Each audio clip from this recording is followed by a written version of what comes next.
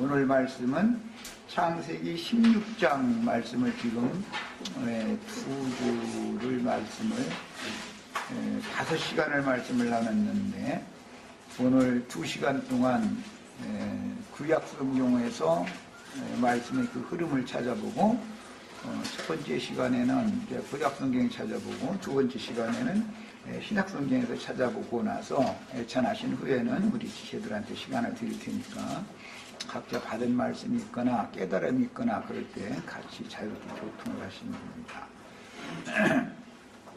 됩니다. 읽을 말씀은 창세기 16장 말씀을 일단은 한 번 더 읽고 시작을 하는 게 좋겠다. 시간이 좀 가도 그게 좋겠어요. 문맥의 흐름이라든지 이런 것을 또 잊어먹어서는 안 되니까. 창세기 16장 말씀을 전체로 우선 읽고 11장 마인 부분에 가서 말씀의 흐름을 찾겠습니다. 자, 읽습니다. 아브라함의 아내 사레는 출산하지 못하였고 그에게 한 여종이 있으니 애굽 사람이요 이름은 하갈이라. 사레가 아브라함에게 이르되 여호와께서 내 출산을 허락하지 아니하셨으니 원하건대 내 여종에게로 들어가라. 내가 그로 말미암아 자녀를 얻을까 하노라 하매 아브라함이 사레의 말을 들으니라.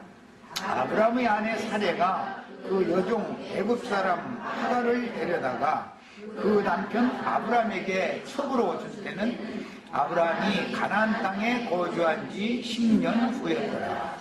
아브라함이 하갈과 동침하였으니 하갈이 임신하매 그가 자기의 임신함을 알고 그 여주인을 멸시한지라. 사레가 아브라함에게 이르되 내가 받는 모욕은 당신이 받아야 옳도다.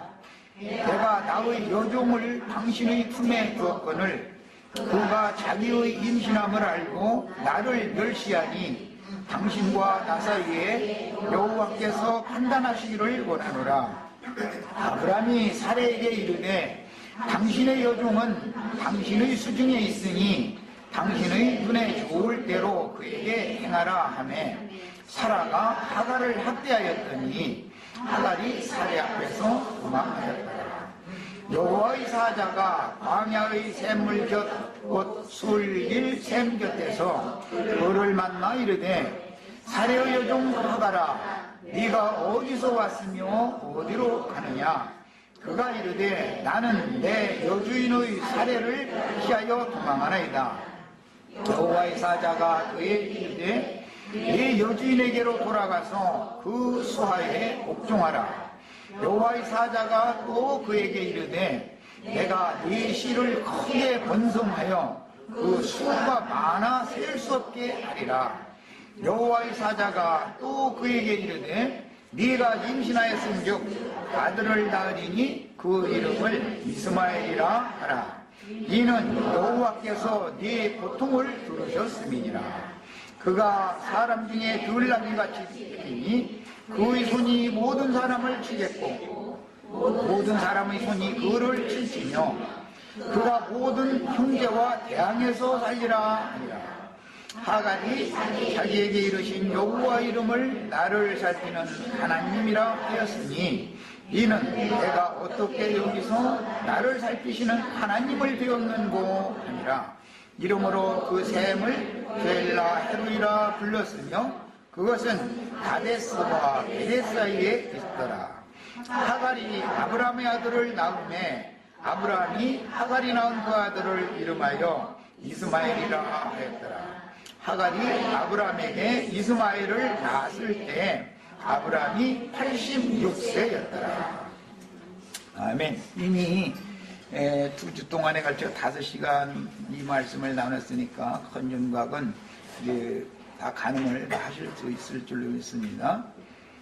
오늘 나누고자 하는 말씀의 중심은 성경이 말하는 두 남자와 두 여자에 관한 말씀을 좀 더 나눌 거예요. 그런데 오늘 말씀에 의하면 아브라함에게 두 여자가 있습니다. 한 여자는 하갈이라고 하는 애굽 사람이고 한 여자는 사라라고 하는 메소포타미아 사람입니다.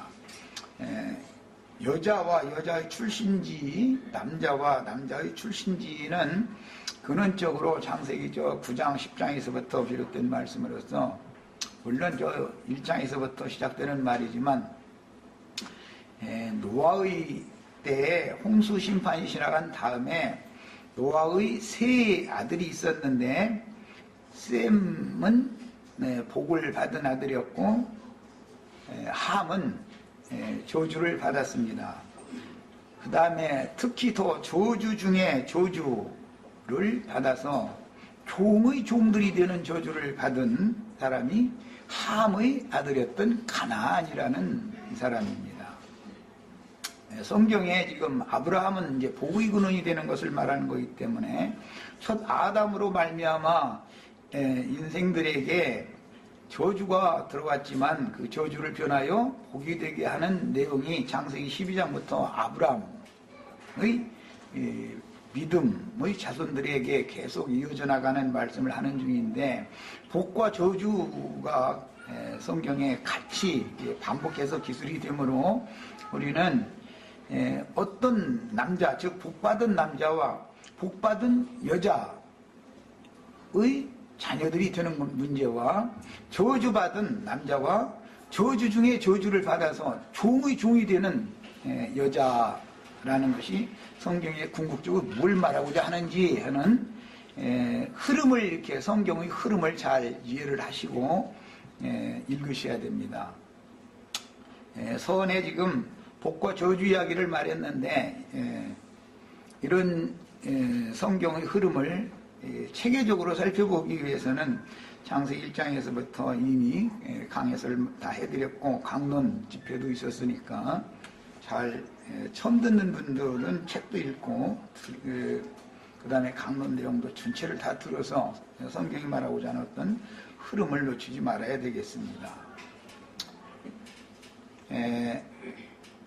신약 성경 이제 마태복음에 보면 이것은 예수님이 오셔서 창세로부터 감추인 천국의 비밀 말씀을 하시면서 두 남자와 두 여자를 대비하고 있습니다. 좋지 못한 밭은 하갈로 상징이 되어졌고, 그 다음에 좋은 밭은 사라가 되는 겁니다. 상징이에요. 여자는 이제 태를 가지고 씨를 받으면 잉태하고 해산하는 그런 하나님의 말씀이 하와로부터 시작돼서 계속 유전되는 말씀이기 때문에 성경이 말하는 남자라는 것은 기본적으로는 하나님이고 여자라는 것은 사람이에요. 그 다음에 구속사에서는 남자하면 그리스도이고 그 다음에 적그리스도가 있어요. 다른 씨를 심는 남자가 있는 거예요. 그리고 여자가 두 여자가 나옵니다.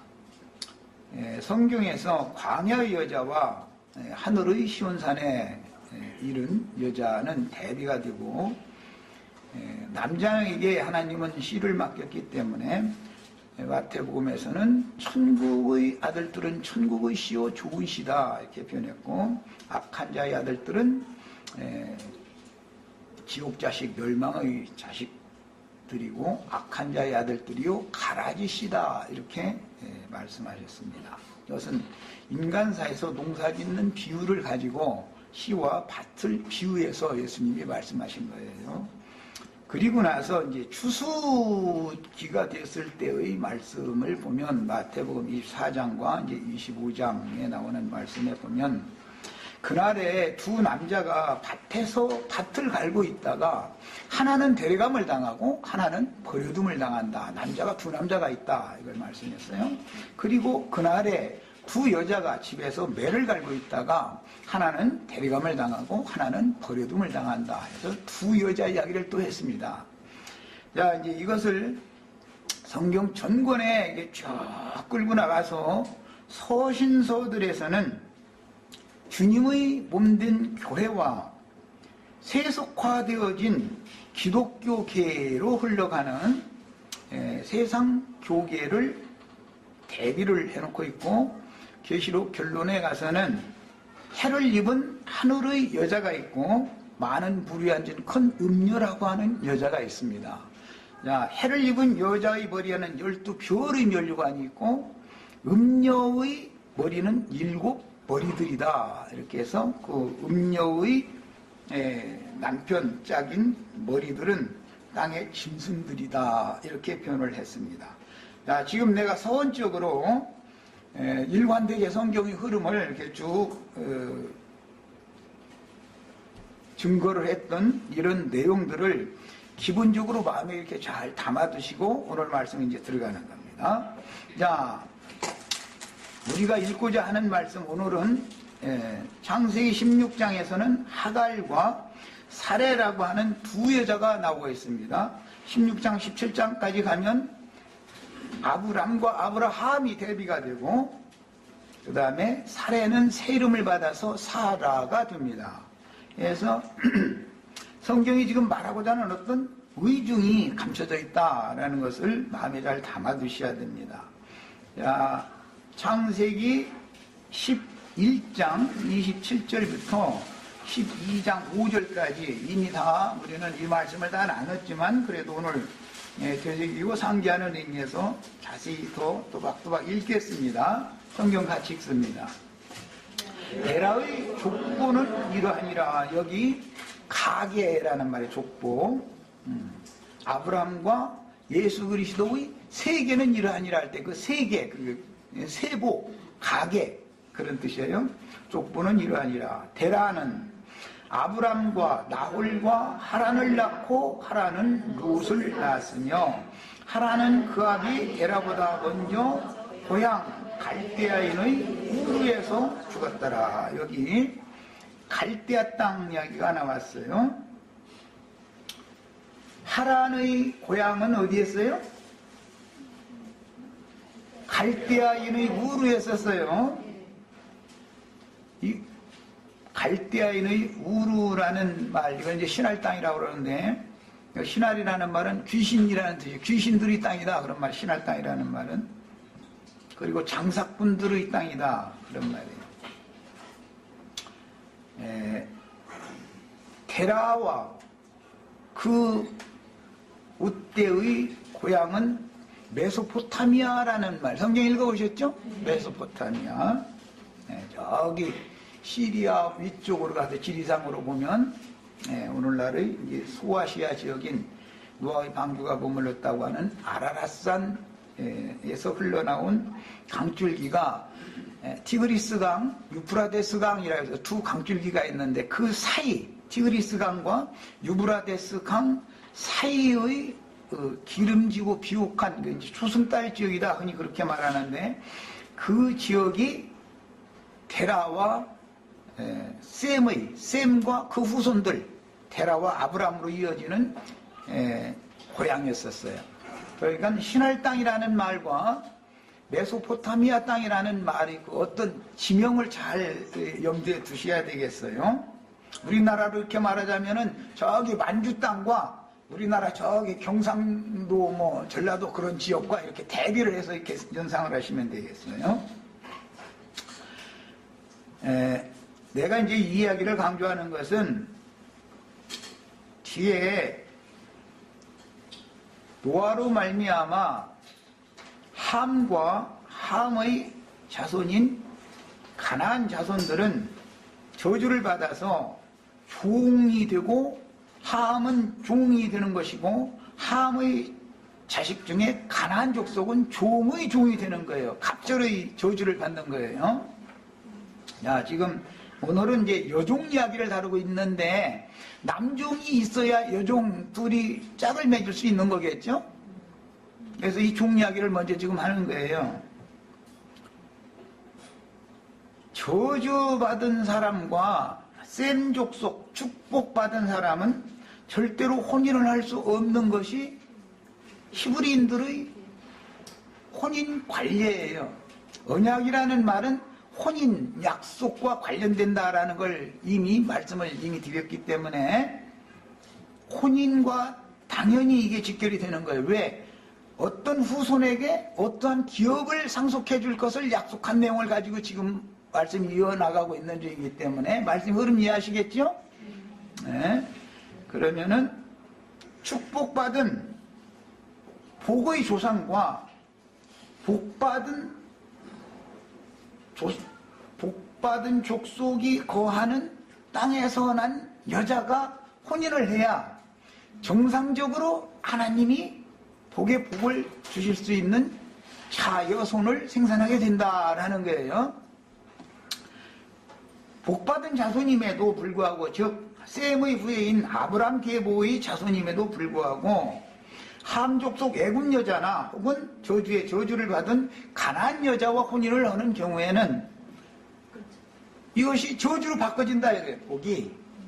그래서 이제 후사 상속에 관한 말씀으로 이어질 때 언약에 관한 언약사에서는 이 문제를 아주 정확하게 알고 있어야 돼요. 뭐 언약 이야기들은 알고 언약 신학이다, 조직 신학 뭐 많이 그런 말들 하지만 이런 기본 원리를 모르는 상태에서 학문적으로 그런 걸 백말해도 다 소용없는 짓을 하는 거예요. 후사를 많이 얻어야 되고 상속자, 장자권자를 얻어서 상속을 해줘야 되는 문제이니까 하나님 나라를. 그러려면 당연히 혼인에 관한 율법, 즉 이 언약법을 알아야 되는 것이고 계약법을 알아야 되는 거고, 언약법 중에서 가장 중요한 것은 혼인의 문제다. 그래서 어떠한 부족과 어떠한 부족이 동맹을 맺을 때는 제일 중요한 것이 물품을 교류하는 것도 있지만 제일 중요한 것은 인적 교류가 되어져야만 그 언약 체결이 되는 것이다. 이것은 혼인을 허용한다라는 말이다. 그 부족과는 혼인을 서로 허용한다 그 말이에요.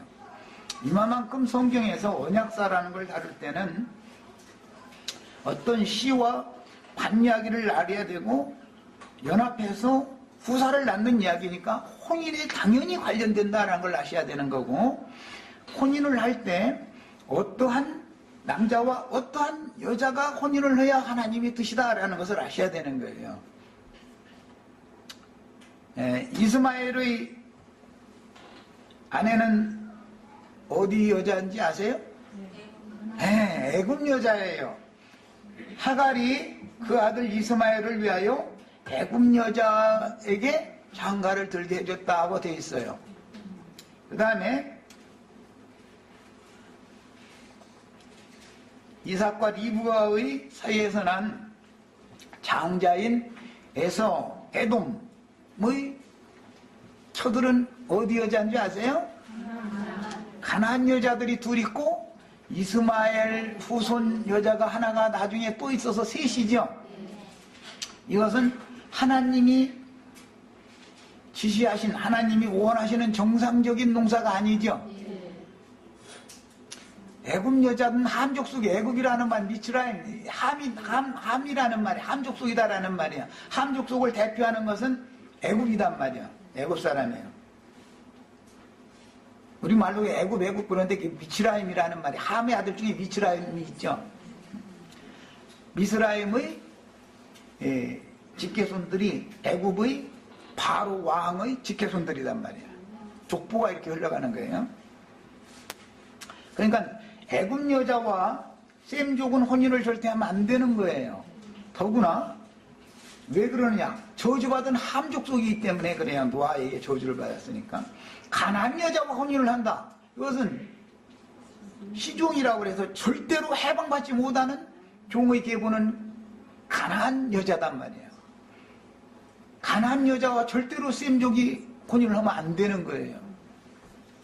그래서 에서가 임의로 부모님의 허락도 없이 가나안 여자들을 취해가지고 아내를 삼았는데, 리브가와 이삭이 계속 며느리와 부딪히죠.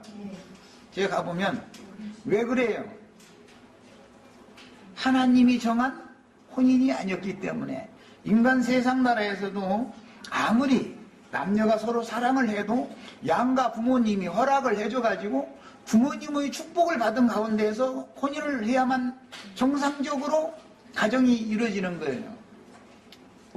한쪽에서 내 자식으로 받아들여주지 않는다. 예를 들어서 며느리를 내 자식으로 받아들여주지 않고 사위를 내 자식으로 받아들여주지 않으면 그 결혼 생활이 힘들고 어려울 수밖에 없죠. 그러니까 어떻게 해서든지 둘이 사랑하면 양가 부모님을 설득해서 허락을 반드시 받아야 되는 거단 말이야. 세상사의 이치를 봐도 하나님의 허락하심이 없는 전도, 이제 혼인 이야기를 했는데 전도를 해서 사람을 얻는 걸 말하는 거예요. 그것은 하나님의 뜻과는 전혀 맞지 않는 거다 말이에요. 왜? 하나님의 나라는 위로부터 난 사람들의 세계이기 때문에 육신에 있는 자가 주님의 몸된 교회에 들어와서 교회를 더럽히는 것은 하나님의 뜻이 아니다 이 말이에요. 반드시 전도를 할 때는 그래서 회개하고 돌이켜서 하나님 앞에 사면을 받아서 어린 양의 신부로 배필감으로 인정을 아버지께 받아야 되는 문제가 이렇게 중요한 거다라는 걸 아셔야 돼요. 이것은 언약사에서는 제일 중요한 문제인 거예요. 자, 창세기 11장 아까 읽던데 더 읽어 내려갑니다. 이제 하란 데라가 삼형제를 뒀죠. 아브람, 나홀, 하란. 그런데 아브람과 나홀과 하란 삼형제를 뒀는데 하란은 아버지보다 먼저 앞에서 죽었다 그랬어요. 유다의 아내가 어디 사람이에요? 가나안 여자지요. 가나안 여자. 그가 낳은 아들들이 왜 죽죠? 가나안 여자와 혼인을 했기 때문에 그 죄악의 열매를 하나님이 다 끝내버린다 그 말이에요.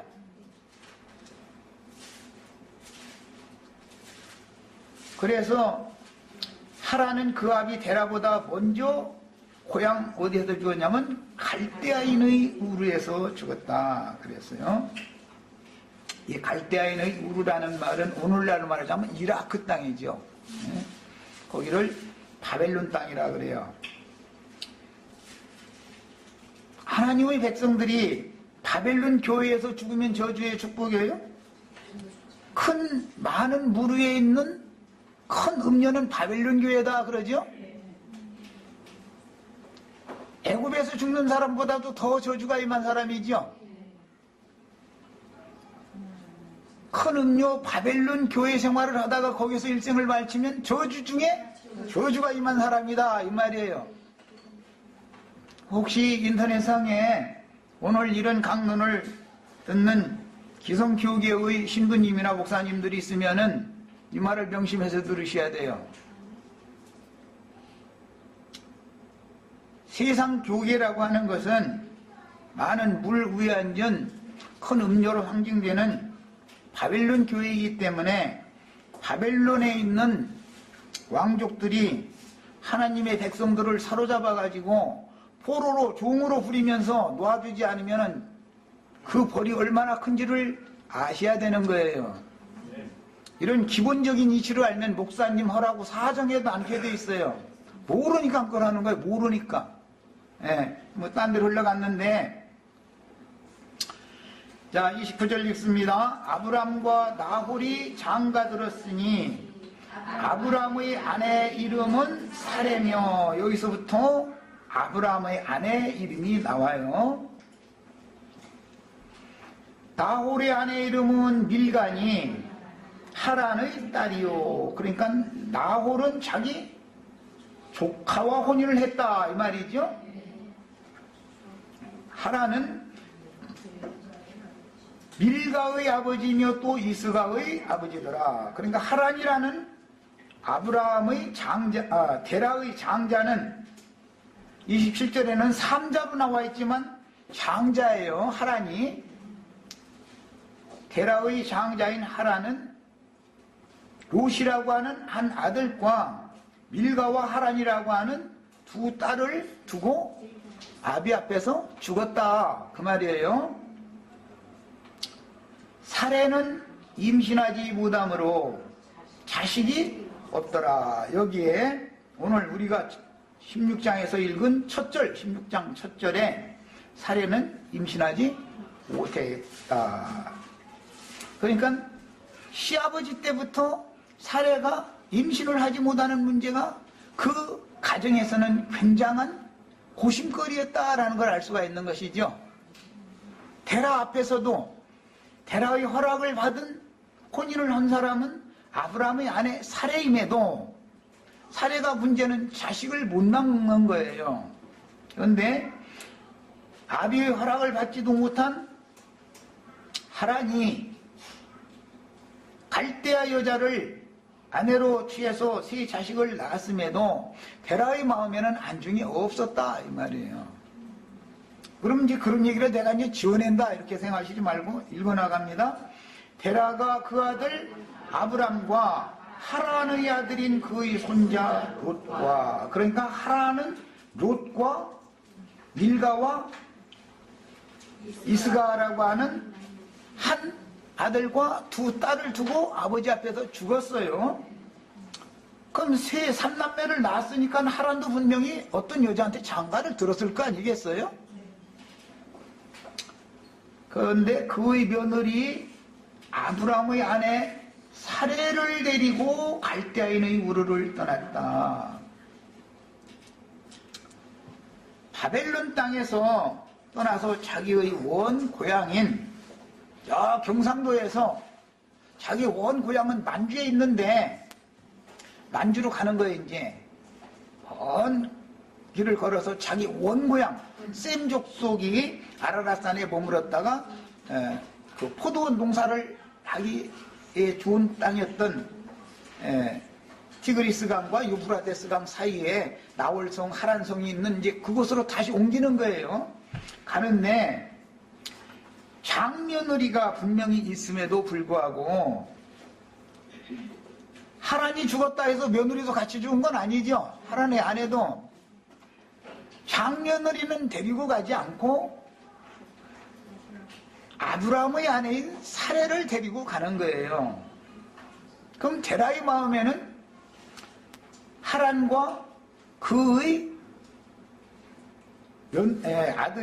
아내인 장며느리 롯과 두 손녀를 낳은 그 어미를 마음에 두고 있다, 마음에 두고 있지 않다? 두고 있지 않다.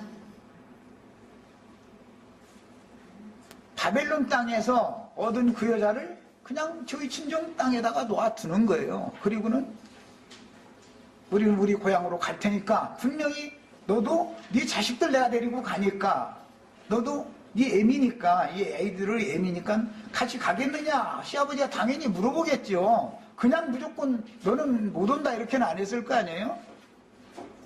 룻기를 잘 생각해 보세요. 그 땅에 남은 자가 있고 끝까지 쫓아가는 자가 있죠.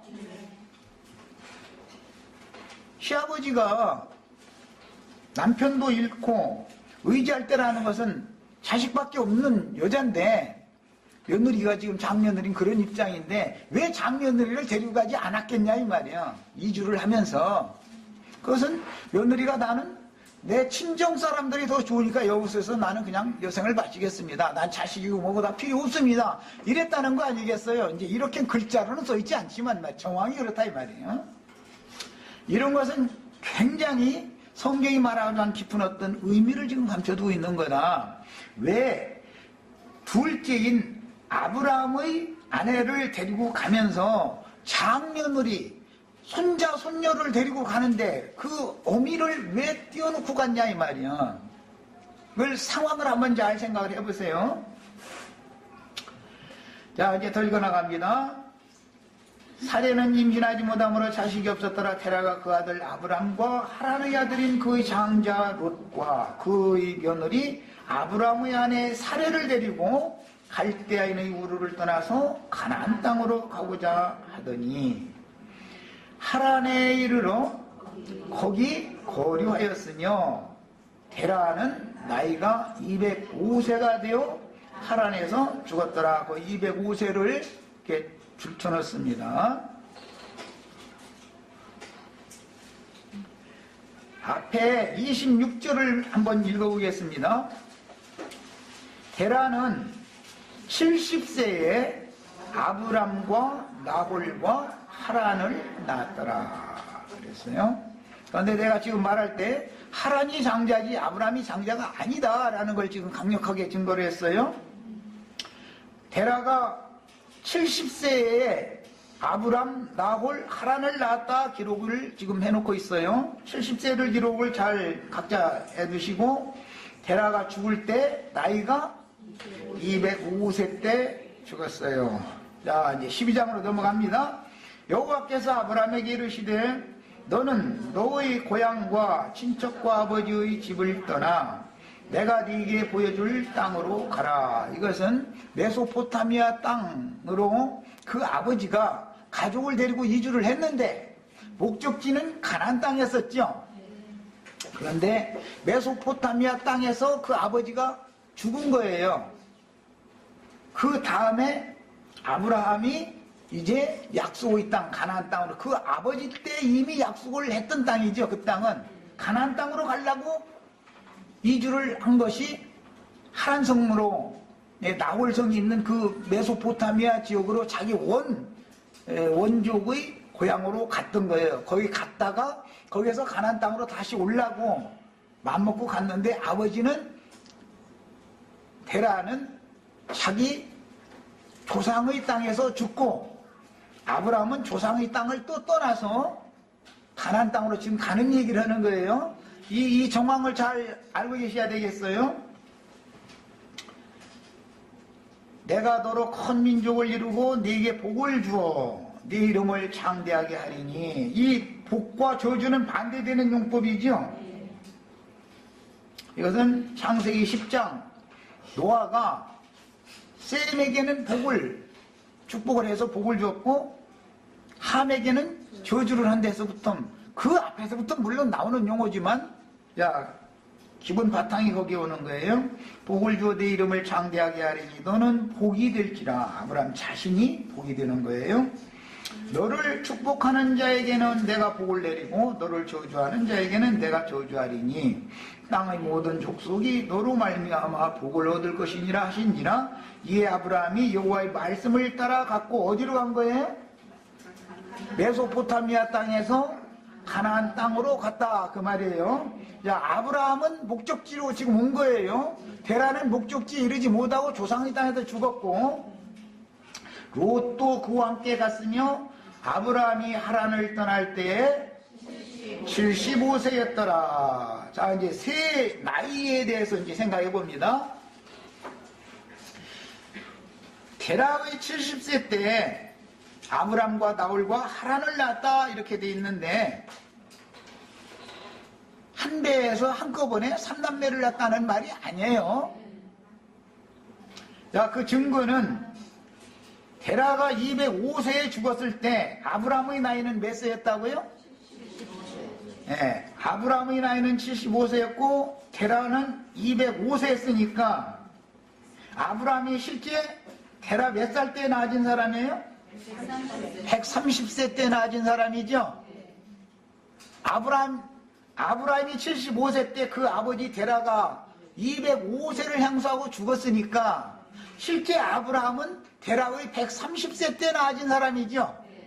그런데 창세기 11장 26절에는 70세 때 아브람과 나홀과 하란을 낳았더라 이렇게 기록을 하고 넘어간 거예요. 그러니까 70세 때 실제로는 누구를 낳은 거죠? 장자 하란을 낳은 거예요. 네. 두 번째는 130세 때 아브라함을 낳은 거예요. 세 번째 나홀은 아브람보다 동생이니까 당연히 나이가 더 어리죠. 얼마만큼 어릴까라는 것은 하란의 딸 조카와 혼인을 했다라는 걸 보면 맏형인 하란과는 그때 당시는 29세, 30세, 35세 때 이때 다 자녀를 낳았다고 기록이 됐으니까 적어도 한 30년 이상 차이가 하란의 딸과 비슷한 연배였을 거다 이 말이에요. 나홀은. 그러니까는 적어도 100세 이상 많은 130세 훨씬 넘는 160세 가까이 차이가 나는 그런 사이다. 하란과 나홀은 이런 것을 알 수가 있어요. 아브라함은 그 형과의 나이 차이가 60년이나 나죠.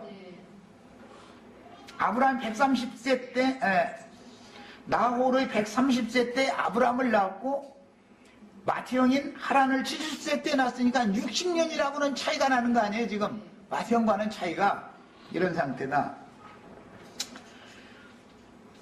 많은 사람들이 이제 성경을 읽을 때 아브라함이 장자인 줄 알고 있는 거예요.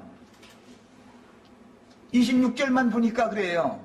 사실은 아브라함은 하란의 동생이에요. 성경에서는 언제나 육적 받아들인 장자와 영적 하나님의 받아들인 영적 장자를 구분한다. 맏아들이라는 걸 성경에서는 육신적인 맏아들이냐 영적인 맏아들이냐를 구분한다. 예수 그리스도는 2번 나셨어요. 마리아를 통해서 예수가 육신으로 한 번 낳았죠. 부활하시던 날 너는 내 아들이라 오늘 내가 너를 낳았도다. 부활의 날에 하나님이 직접 마리아의 태를 빌리지 않고 낳았는데 그 아들은 맏아들이다 라고 신약성경에 증거하고 있죠. 부활하신 예수님은 하나님 나라의 유업을 받을 맏아들이다 이 말이에요. 맏아들이에요. 야, 육신적인 맏아들은 하나님 나라를 상속으로 받을 수 있다 없다? 없어요. 예, 영적인 맏아들만이 하나님 나라를 상속으로 받는 거다 이제 그 말이에요. 그래서 쌍태 얘기가 앞으로 계속 나올 때 먼저 나온 아들은 하나님 나라를 유업으로 받지 못하는 얘기가 계속 나오고 장자권 얘기가 계속 나오죠. 그래서 에서는 별명이 에돔이라고 그러는데 에돔이라는 말은 아담이라는 말과 같이 붉은 흙이다 그런 뜻이에요. 흙사람이다 이 말이야. 붉은 죄인이다 이 말이에요. 붉다, 흙이다 이런 뜻인데 흙에서 난 사람은 하나님 나라를 유업으로 받지 못하는 것이다 그 말이에요. 절대로 안 되는 거예요. 위로부터 다시 나아져가지고 영적인 장자권을 가져야만 하나님 나라를 유업으로 받는다 이 말이에요. 야, 그러니까 지금 창세기 15장 16장 쭉 이어나가는 말씀에서 아브라함에게 하나님이 찾아오셔서 네 자손을 하늘의 별과 같이 많은 자손을 주겠다 약속을 하시고 내가 너에게 복의 근원을 삼아서 네 자신이 복이 될 건데 그 복을 유업으로 받을 자라는 것은 모두 영적 자녀여야 된다라는 것을 성경에 암시를 자꾸 해나간다 이 말이에요. 충분히 이해하셨죠? 육신에 있는 자들, 영에 있는 자들, 로마서 8장에 나오는 말이에요. 육신에 있는 자들은 하나님을 기쁘시게 할 수 없고 하나님의 법에 굴복할 수도 없는 것이다. 거슬리게 돼 있다. 영에 있는 사람이래야 하나님의 나라를 유업으로 받는 것은 그 사람은 순종을 배워서 복종된 사람이다 이 말이에요. 영적으로 복종된 사람이다. 가장 중요한 것은 두 번째 태어난 출생인 위로부터 난 사람이라 할지라도 육과 영이 이 생의 생존에 사는 동안은 함께 공존하며 이 장막 안에는 두 사람이 살고 있기 때문에 누가 누구에게 지면 누구의 종이 된다 그 말인데 영으로 육신의 생각을 영의 생각으로 제압하고 정복하고 밟아버리면 영이 이겼으니까 육을 다스릴 수 있는 거예요. 종을 삼을 수 있는 거예요. 그러나 육이 더 강하고 영적 생명이 어리면 육이 영을 제압하고 복종시킨다 말이에요. 이렇게 되면은 도리어 하나님의 아들은 영이고 저주받은 마귀의 아들은 육인 건데도 육이 영을 다스리고 해방하고 대적하고 이길 수가 있죠. 이 싸움은 창세기 시작에서부터 계시록 끝까지 흘러가는 영의 세계에서의 어마어마한 싸움인 것이다 그 말이에요. 자, 오늘 이제 읽은 말씀은 제일 중요한 것을 지금 첫 시간의 말씀을 지금 나누는 중이에요. 영과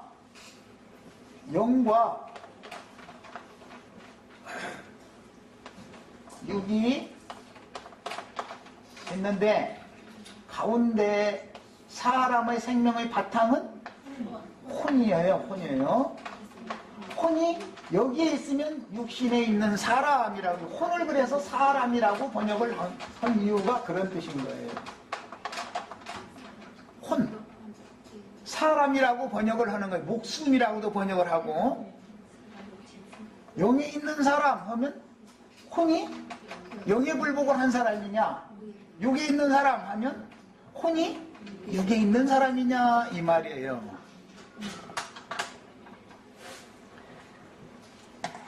지금 이제 큰 윤곽의 말씀 이렇게 나눴고,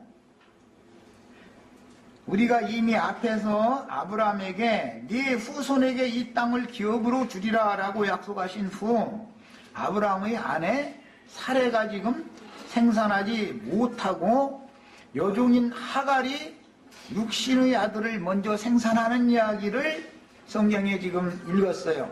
이 말씀은 뒤에 사무엘기에서도 사무엘의 모치는 이름이 누구죠? 한나예요. 한나촌에 분인나라고 하는 첩이 자녀를 먼저 낳죠. 한나는 그것 때문에 고통스러운 거예요. 자식을 못 낳아서. 지금 사례가 자식을 못 낳아서 고통스러운데 하갈이 먼저 자식을 낳는 거예요. 하갈은 법적인 아내 신분이 아니고 첩의 신분이죠. 그런데 먼저 자녀를 낳았어요. 하갈이 자녀가 자라면서 이삭을 희롱했다 이렇게 성경에 번역이 됐는데, 희롱이 아니고 해방했다. 비방했다. 해방. 육의 자녀가 영적 자녀를 해방하는 거예요. 예수님이 이 땅에 오셨을 때 유대교 지도자들이 예수님 해방하죠. 뒤에서 자꾸 비방하죠. 왜 그런 거예요? 육의 자녀와 영의 자녀, 저주받은 자녀와 복받은 자녀, 복과 저주가 지금 싸우는 중이다 그 말이에요. 우리 형제 자매들은 다 복받은 자녀들이 다 되셔야 되겠어요. 다 아브라함의 후손, 믿음의 자손, 이런 말은 다 복받은 자손이다 라는 말과 같은 뜻이에요.